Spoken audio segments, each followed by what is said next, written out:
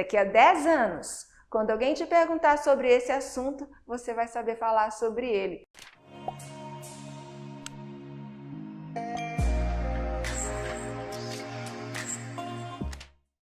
Olá, meu nome é Suman Pedrosa, eu sou fonoaudióloga e trabalho com a comunicação multissensorial. Hoje eu trago para você uma dica especialista para você não ficar com aqueles brancos que acontecem quando você vai falar. E esses brancos geralmente é porque o estudo não foi suficiente para você poder falar. Nós temos níveis diferentes de entendimento do conteúdo mesmo. Então, você ouve falar, você sabe que já ouviu falar sobre aquilo, mas não sabe colocar em palavras. Já aconteceu com você? Não, conheço, eu sei, mas eu não sei falar. Por quê? Porque você está em um conhecimento superficial do assunto. Até já ouviu, já conhece sobre aquilo, mas só em nível auditivo, porque falar sobre aquilo você ainda não sabe. Vamos dizer assim que o nosso conhecimento tem camadas, e quanto mais profundas são essas camadas, maior é o seu conhecimento e mais você sabe falar sobre aquilo. Quando nós estudamos pouco, ou o nosso conhecimento é só de leitura, não que a leitura seja ruim, de forma alguma ela é ótima, excelente, mas quando nós estudamos lendo ou ouvindo, mas não escrevemos e não falamos sobre o assunto, geralmente o nosso conhecimento ali não é tão aprofundado. Então, o que eu tenho para passar para você aqui hoje é uma técnica de estudo que faz com que você não esqueça o que você tem a dizer e saiba falar daquilo com propriedade. Vou escrever no quadro para você ir anotando aí se quiser, porque essa dica é excelente, pode anotar mesmo. A primeira coisa é, faça uma leitura. Você tem de falar sobre um assunto e vai ler sobre ele, evidentemente. Mas nessa primeira leitura, não faça pensando em já ter todo o conhecimento sobre o assunto, sublinhar as partes mais importantes, não. Nessa primeira leitura, anota aí, primeira leitura, você terá de saber de forma geral o que o autor quer dizer.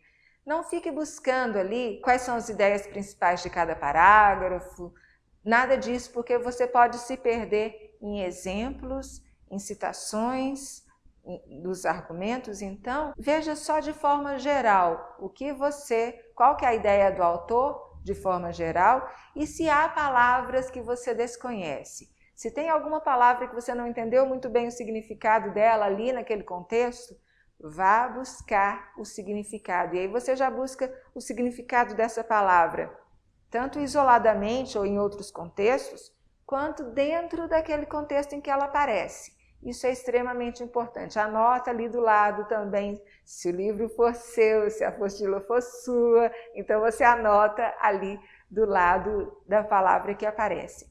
A segunda coisa é uma segunda leitura, vou escrever. Essa segunda leitura, sim, nessa você vai buscar quais são os pontos principais, qual que é a ideia principal do autor em cada parágrafo. O parágrafo é um microtexto, ele tem início, meio e fim, ou pelo menos deveria.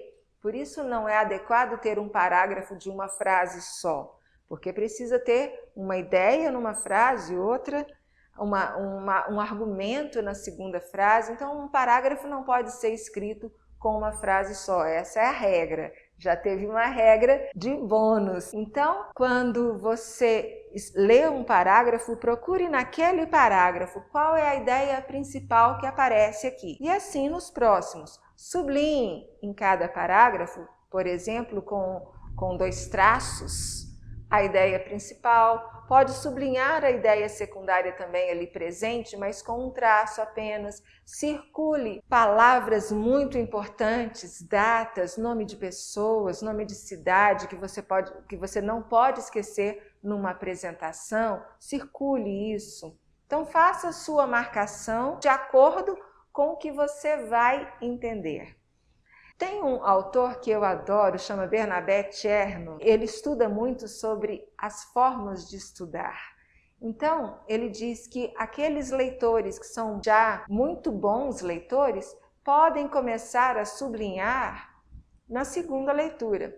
Quando a pessoa tem alguma dificuldade, não entende muito facilmente na segunda leitura, ou então quando o texto é hermético, é muito fechado, muito difícil de entender, mesmo aqueles bons leitores precisam de uma terceira leitura antes de começar a sublinhar. O importante é que você consiga encontrar em cada parágrafo a ideia principal ali expressa. Essa é a segunda etapa. Então você já fez uma leitura para ver sobre o que é que o autor está dizendo, uma segunda leitura, aí já começando a conversar com o autor, perguntando o que ele está falando, sobre o que, qual é a ideia principal, quais são as ideias secundárias. Você já começou a conversar com o autor ali, você pergunta e espera a resposta dele que venha em forma de palavras escritas, porque o autor é sim uma outra pessoa com quem você está conversando, ele está se expondo ali para você.